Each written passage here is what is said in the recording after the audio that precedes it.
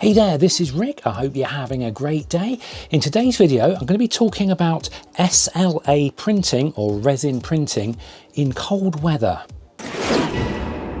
So this is more of a reference type of video for anybody who's into resin printing, and perhaps like me, you're set up in a shed or a garage and it's coming up to winter and the temperatures are dropping, and of course you realize now that your SLA prints are not coming out quite as good as they are because the temperature is dropping. I certainly had that issue and did a bit of research, realized that in order to get a good resin print, you sort of need to be in room temperature, sort of 70 degrees or above. Now, if you're in a hot part of the world, maybe not such an issue, but over here in the UK, it's very much an issue. Now, a lot of people will not do resin printing inside the house, which obviously could be a solution because of the fumes and the smells and everything involved.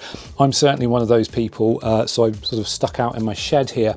A lot of people will use a garage as well, or garage as you guys in the States like to say. So I had a long think about it. I thought, well, how am I going to be able to keep the temperature up to sort of 70 degrees or above, you know, in the shed in the middle of winter. I did think about heating the shed, and I thought, well, actually that's quite inefficient. It's a bit of a leaky, drafty shed. It's going to cost a lot of money in heating. So it kind of made more sense to build an environment around the actual printers themselves. And that's exactly what I've done. And that's what I'm going to show you right now.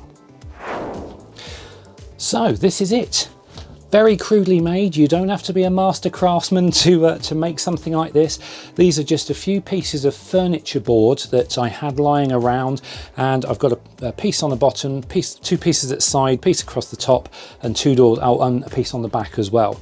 And the doors don't even hold together. I had to put this little screw in the top on a little L bracket, otherwise the doors ping open. Oops. But I'll show you inside. I've actually got a print running at the moment.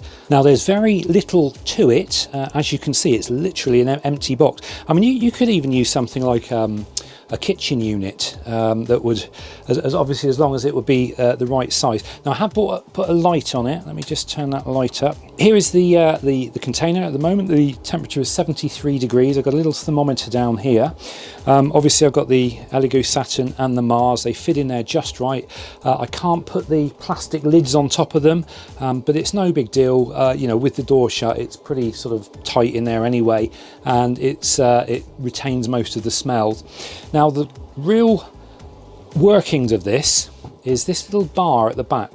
That is a 40-watt Sunhouse heater. I can't remember the exact name of it, but I will put it up on the screen now. That's the description to describe that. It's got a little thermostat built in the side there. I've just got it full blast all the time, and that's literally as simple as it gets. Obviously during the use, I don't put the light on. The light's there just purely for so I can see what I'm doing, you know, loading and unloading and everything, but it works beautifully. It keeps the temperature exactly how you want it, and the efficiency of it is it only heats the physical space that you need.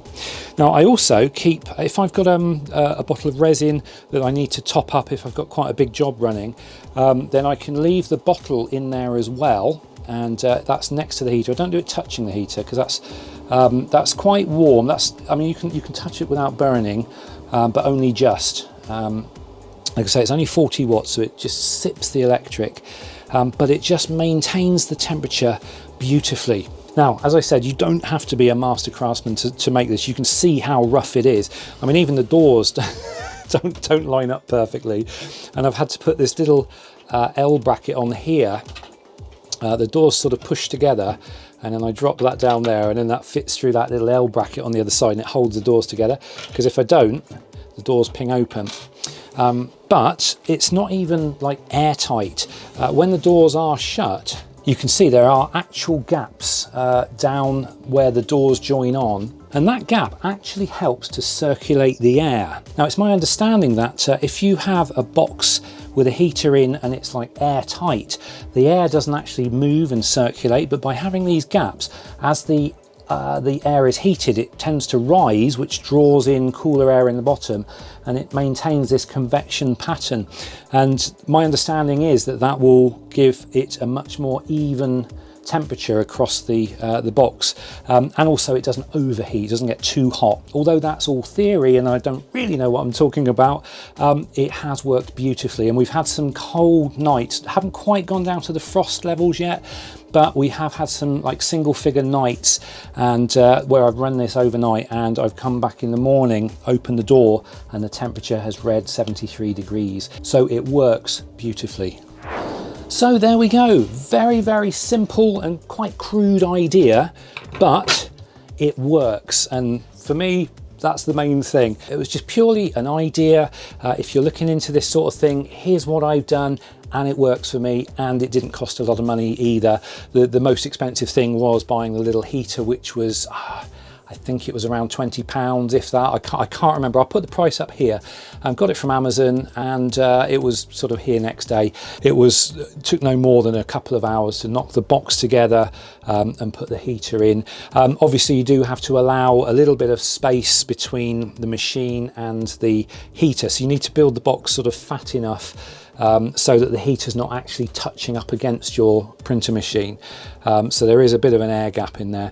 And all that happens is a little hole in the side of the box here, and it just goes into a plug. So the the heater can be unplugged, and it's just not working. So you only need to use it during the winter time. So that's all I wanted to cover in this video. I hope it was useful to you. Thanks for watching. Have a great rest of the day. If you haven't subscribed already, do feel free to thumbs up and subscribe, and I will see you in the next video. Until then, take care.